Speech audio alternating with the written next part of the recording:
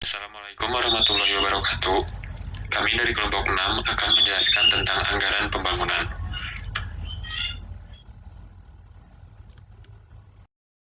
Untuk membahas anggaran pembangunan, kita membagi 5 bagian. Yang pertama ada pengertian umum, fungsi dan peran anggaran pembangunan.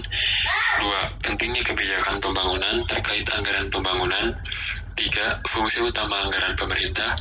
4. Kebijakan fiskal. Dan 5. Tata cara distribusi fiskal di Indonesia. Anggota dari kelompok 6. Yang pertama ada pengertian umum yang akan dibacakan oleh Nadia. Pembangunan, kita bahas dulu anggaran. Anggaran adalah suatu rencana yang disusun secara sistematis dalam bentuk angka dan dinyatakan dalam unit moneter yang meliputi semua aktivitas untuk jangka waktu atau di waktu yang akan datang. Kedua, apa itu pembangunan? Pembangunan adalah suatu proses yang bertujuan untuk mewujudkan kemakmuran masyarakat melalui pengembangan perekonomian. Jadi, apa itu anggaran pembangunan? Anggaran pembangunan adalah suatu rencana yang disusun secara sistematis untuk membangun infrastruktur yang disusun pada periode yang sudah ditentukan untuk masa yang akan datang. Saya Azmi Muhammad Fadlur Rahman, NRP 24 2019 047. Peran dan fungsi anggaran pembangunan. Peran anggaran pembangunan adalah sebagai alat perencanaan dan pengendalian pembangunan daerah. Anggaran pembangunan daerah pada umumnya bersumber dari bantuan pembangunan yang diberikan oleh pusat kepada daerah. Fungsi anggaran pembangunan adalah biaya dalam bentuk uang yang disediakan untuk pembangunan infrastruktur. Pembangunan infrastruktur sangat dibutuhkan karena semakin majunya kota atau wilayah, maka semakin banyak kebutuhan untuk pembangunan infrastruktur yang memadai. Adapun fungsi strategis tersebut adalah sumber pembiayaan pembangunan yang berkesinambungan dan memiliki target dan tujuan yang jelas.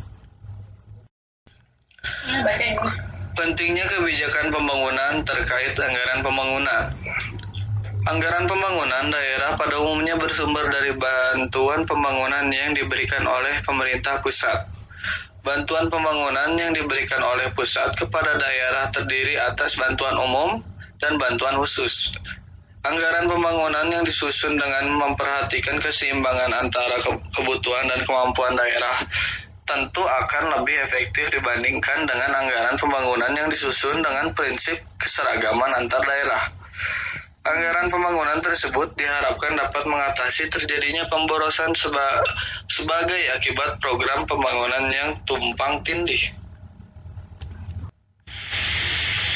Fungsi utama anggaran pemerintahan dibagi menjadi 2. Pertama, fungsi alokasi.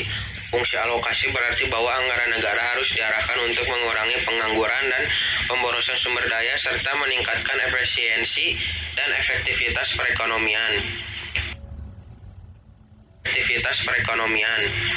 APBN dapat digunakan untuk mengatur alokasi dana dari seluruh pendapatan negara kepada pos-pos belanja untuk pengadaan barang-barang dan jasa-jasa publik, serta pembiayaan pembangunan lainnya.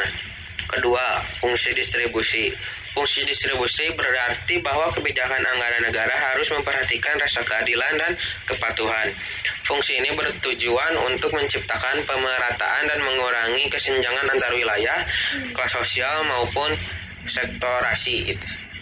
APBN selain digunakan untuk kepentingan umum yaitu pembangunan dan kegiatan penyelenggaraan pemerintah, juga disalurkan kembali kepada masyarakat dalam bentuk subsidi, beasiswa, dan dana pensiun yang merupakan bentuk dari transfer payment. Transfer payment adalah pengalihan pembiayaan dari satu sektor ke sektor yang lain. Assalamualaikum warahmatullahi wabarakatuh. Perkenalkan, nama saya Raja Fajar Kastamarta.